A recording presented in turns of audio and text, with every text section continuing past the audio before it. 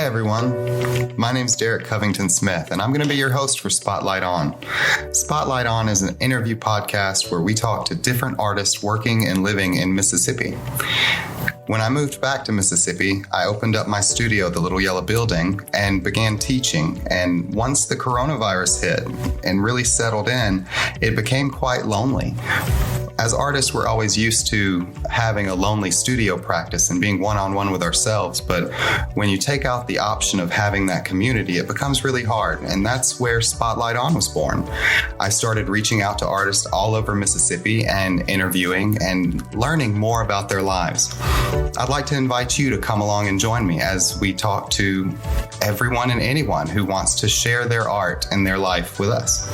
So I hope you tune in, I hope you subscribe, and join us for Spotlight On.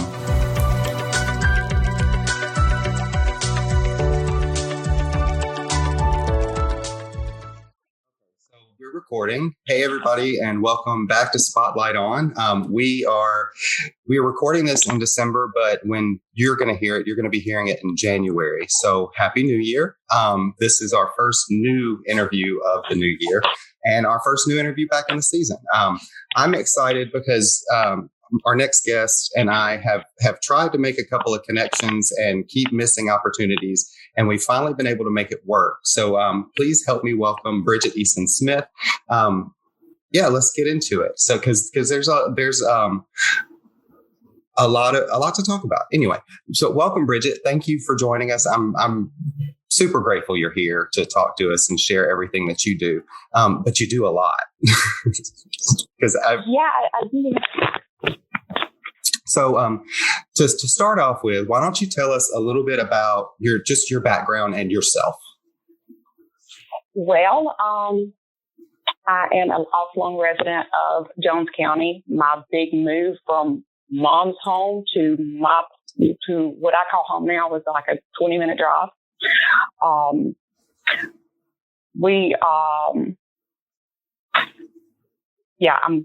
all kinds of nervous because I haven't done this in a while. But basically, I am a full-time working mom. I have always had interest in arts, but of course, life does not always give you the opportunity to pursue your passion. So now at 40, I don't know if it was midlife crisis or waking up and realizing the kids are self-sufficient. I made some changes in life, and I am finally having the opportunity to pursue my love of art. Maybe not so much in producing the works, but taking the experiences that I've had in life and helping others. Very interesting. Tell me how you do that. So, a little bit about that. Well, December 16th, 2019, I got this brainstorm of an idea, and it just hit like lightning, and I picked up and ran with it. And here we are over a year later with the Pine Belt Fine Arts Co-op.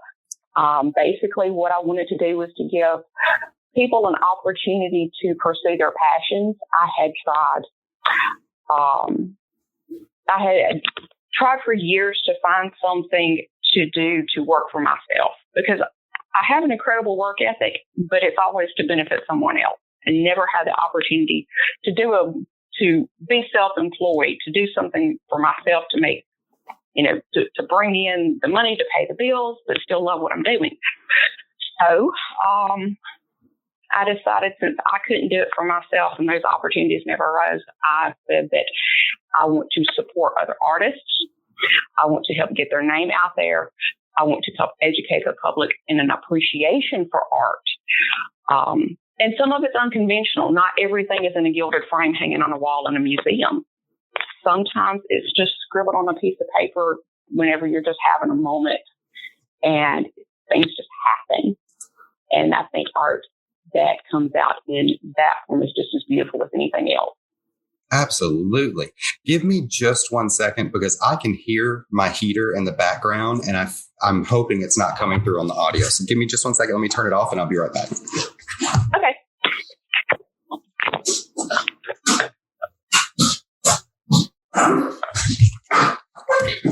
Okay. To anybody that may have been listening, hopefully that wasn't an issue, but if it was, I'm sorry. So how you came up with the Pine Belt Fine Arts Co-op, and how did you go about, like, did you already know artists to participate, or how do you go about finding people that really wanted to be a part of it and I don't know, just grow their art practice with you?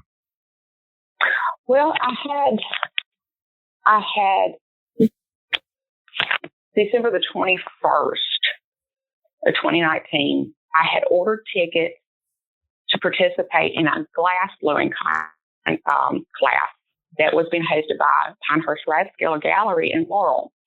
So 2 tickets, I took my mom and said, let's go make Christmas ornaments. Because 20 years now we're hanging on the tree, and Mom and I made that. And having the memory behind the experience, to me, is more important than the ornament itself. So I'm standing there, and we're the last ones of the evening, and I'm chit-chatting with Amy that owns the gallery. And I had mentioned something to her about having some sort of an arts group to benefit the artists. And she had said that she had always wanted to do that, but never had time. And of course, why not? I work full-time, have a family. Let's take on another full-time job. Let's make it happen. So I get on Facebook. I start messaging friends. And before I know it, I've got all kinds of people that are interested. I make just this little Facebook group. People are responding left and right. And it just exploded from there. So I think we had our first meeting scheduled February the 22nd of 2020. And we did our first little meeting. Kim Witt, who is an incredible artist, I believe she is still with or was the director with, I just went completely blank. Anyway, I had several people that showed up. We kind of tossed around the idea of making this work, and then COVID hit and threw a kink into everything. But it still worked. Dr. Rhonda Smith, she is from Laurel. She got in contact with me and blew the water. We walked around downtown. She found this vacant little spot that used to be a public toilet area in downtown Laurel, but it had been abandoned and vacant since I was a kid. Garbage and trash and everything piled in there, broken glass. We found syringes. We found it was horrible. So she gets in touch with the man that owns the property. He says, sure, do what you want to with it. So the next thing I know, she has all these artists in there, and they've all painted murals on the wall. And it's beautiful. And it gave us just enough of an attention getter for downtown and for our cause that it drew more people in, and it has just grown and blossomed since then. And I have no idea where I was going with it after that. No, that's the outdoor gallery project, right? Is that what that was called? Yeah. So that's the outdoor gallery project. And I didn't realize that was in Laurel. You live about 30 minutes away from Hazelhurst. Did I Google that correctly? Ellisville is, or? I am halfway between Laurel and Hattiesburg is where I live. Okay. And Laurel is a hub for the people that I know, the people that I grew up, the people I associate with. That's just kind of our little place to get together and just work. It's been a really, for me, it's been a really inspiring thing to look at Laurel's journey in art, and how far it's come in, say, 10 years. They've always had the museums and everything, but now it seems like the art life is being revitalized and people are pouring themselves back into it, which is extremely exciting for me to see and to witness. Tell me is the Pine Belt Fine Arts Co-op, is it available for anybody to get involved with for Mississippi, or is it a specific area that you're targeting with your artist, or how would somebody go about getting involved? Well, we're not going to turn anyone away. We are at a junction where it is time to become legal on paper, to bring the funds in, to start the 501c3. My biggest thing is we want not just artists, we want moms, dads, kids, grandmas, grandpas. We want them involved. The things that have come to Laura with the hometown show, with little boutiques and studios and things that set up, they're wonderful. They cater to tourists, bring in visitors, they bring in money. But my biggest concern is that when hometown ends, all good things come to an end. What do we do to retain that notoriety? Because once the fad of something fades, then it's pushed to the side and you kind of go, oh, well, that's just about 2 years ago. We don't want that. We want to keep Laurel and Jones County growing as an art hub. But to do that, that means to include the locals, to get them fired up over having different art exhibits and collaborative efforts going on. We want them to pick up that momentum and keep running with it. To do that, you've got to include them. You've got to let them see that art really, really is important. I have a gentleman that I know, and I'm not going to point out his name in case I embarrass him, but he said, Bridget, he said, that art thing, that's just not something people want to spend money on right now. I said, well, yeah, you're probably right. Things are tough. He said, and that art stuff, that just attracts them liberal folks. I said, well, Charles, I want you to do me a favor. I said, because I know you ride through downtown Jackson right now. I want you to tell me how many billboards you see. I want you to tell me what you're listening to on the radio. What does your shirt look like? That dash cluster in front of you. An artist had a hand in every single bit of it. Art is life. If you don't have a love of art, then your life is blank. Turn off the John Wayne, because acting is an art. It encompasses us as part of every single thing we do.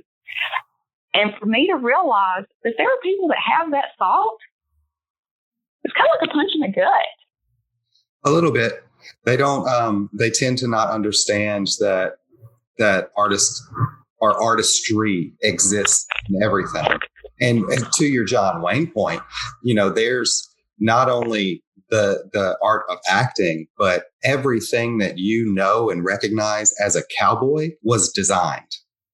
Down from costume to the cigarette in the mouth to the sunset lit background and a horse that has its head hanging low. Like everything that we think of when we think of a pilgrim, when we think of whatever you want to throw out, that's a designed concept. And it was designed by many, many artists who have passed on information back and forth to each other to create these entertainment aspects for you. So yeah, it's a massive slap in the face. And I deal with a lot of the same thing here.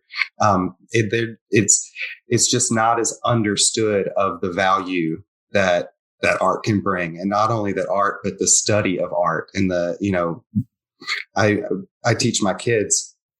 We go through many, many creative exercises, but I teach them as much as it's a discipline, just like a sport is, as much as it is a creative exercise for you to grow your brain to wrap around concepts that nobody else can ever think of. It's endless possibilities as long as it comes out of your head. And exactly, it's crazy. So you do a lot of promoting of everybody else's work. And I think I dug far enough back to see, was that your embroidery? That was that really cool embroidery stuff on your Instagram? Well, yeah, I mean, that's some of my stuff. And it's just one of those things that I sit around, in front of the TV and I embroider, or I do a lot of upcycling and just reuse things. You grow up, you're broke. Yeah. You grew up a country kid. You make do with what you have. And my grandparents heavily influenced that. They were a lot older. They adopted my mother whenever they were in their 50s. So, and that was in 1960. So I have a 2-generation gap of influence that none of my peers have. My grandparents were grown adults when the Depression hit. So seeing how they saved everything you can imagine. My grandmother was a seamstress. She made these beautiful quilts out of just scraps. And I just fell in love with that. And I just want to keep doing that. I just don't have the patience to quilt. I'm just having instant gratification. So, my latest project was this 1970s vintage ranch coat. Beautiful chocolate brown suede. You can tell I kind of dig this stuff. And there was a hole in the back of it. I give $3 for this jacket, but there was a hole right in the back, like where the bottom of your ribs would be. So it's going to show. And I was like, I can't throw this away. It's too good of a piece. So I grabbed up a whole bunch of leather scraps and grabbed some E6000. And now I have, do you remember Give a Hoot, Don't Pollute? Yeah. I have Woody on the back of the jacket now. That's and I will be awesome. Supporting him. So that's my sort of stuff. The embroidery, just making stuff fun and putting it on my body to wear it, because in my mind, nobody's going to buy this stuff. Nobody's going to buy it. So if anybody gets to enjoy it, it gets to be me. So I get to make art for myself. And really and truly, that's the most important person. That's an incredible realization, because I come across artists every single day. And that's one of the things that they don't understand, is that you don't need the constant acceptance from everyone else around you about what you're creating. That can really drive you into a negative headspace.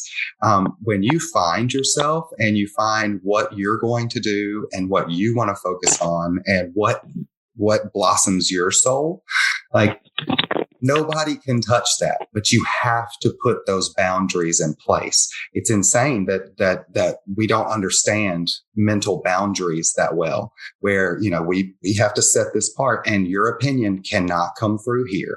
And if it does, I trust your opinion.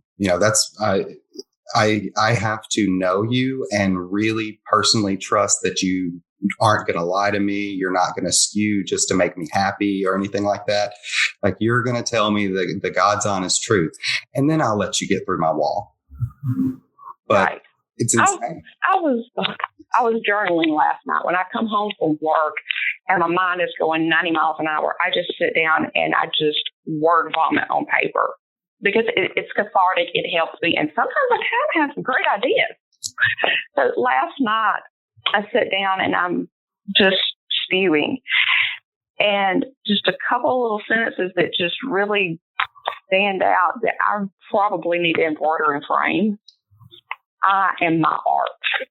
My life is my art. My experiences, my skills, my thoughts, my creations, they're all different media through which I express myself. I am my own masterpiece. So frame it. Just take that. Yes. And that was like, okay, I'm done for the evening. And that was something that just hit hard for me yesterday, was that the culmination of my life is the masterpiece I want people to be able to look back on. And the co-op really does play a big part in that. For a personal experience, probably about a year and a half ago, I have dealt with severe anxiety all my life to the point that it induced alopecia. So for about 20 years, I had no hair because I just literally stayed so stressed out. At 35, my hair started to diminish and my hair started to grow back. So now we're lovely platinum blonde. And the more the co-op grows, the more I can put myself out there, the less anxiety I have. And I know that's counterintuitive, but it made me realize that there are a lot of things bigger than whatever's going on in my head.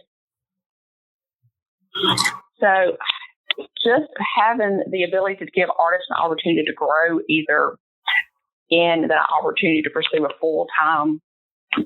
art full-time as a income source, or just to help them find fulfillment in helping other people. That's one thing the co-op is about, is helping others. And you don't even have to have anything in hand to do it. Just be an ear, give a little bit of encouragement. On the financial side of it, the co-op can connect with other businesses in town, put on a little expo or something. But it also has the opportunity to connect with local charities in these fun and creative ways to bring attention to their cause. Whether it is, for an example, a friend of mine said something about doing a wedding expo this spring, but do it for people like us that enjoy sustainability, that enjoy things that are organic, to enjoy the handmade, the not mass produced. But she said, "Dear God, please, no mason jars and burlap." So we're actually thinking about calling all these really cool people that have we have one girl that's probably 30 minutes away, but she has an apothecary. We have local farmers. Why not invite them to be the ones that put together, that supply your wedding dinner? And I know that's kind of off the rails from art itself, but I want to gather and employ everything local and good and wholesome for the benefit of those that are here, so that people understand what a valuable resource the people themselves are. And I think we miss that a lot. I think we do too. I think we just, wow, what a great goal. And I don't know how much you've been able to kind of search out, but there are a lot of smaller cities that are doing stuff like this and driving back to local. It's important.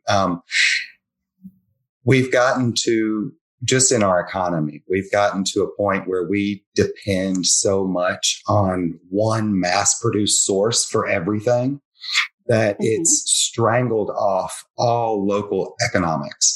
And so when something comes along like the pandemic and everything has to shut down, you can only rely on Walmart. That gets really disturbing to me, because there's all of our local businesses, they should be providing everything that we need. And right. It's kind of hard it's hard to build back into that. That's an amazing undertaking. And you're right. It's all about the artistry and how much each individual person and each individual entity that you bring into this co-op, how much they care about what they're doing and how much pride they take in what they're doing. Because that's another beautiful part of doing a co-op situation like you've got. That's fun. I'm excited for you. I'm excited to see what all this does. So if, like I said, if somebody wants to get involved, how do they get in contact with you? I'm on Facebook. I can drop my number with you if you want to post it. Yeah, I'll put it in the show notes. Okay. My email address is pinebeltarts.coordinator@gmail.com.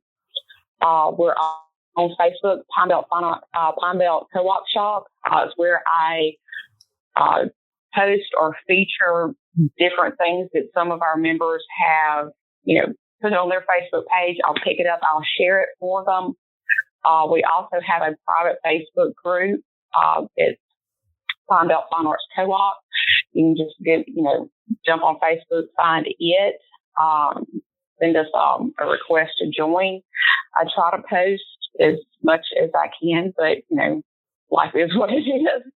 You do a good job. Well, thank you.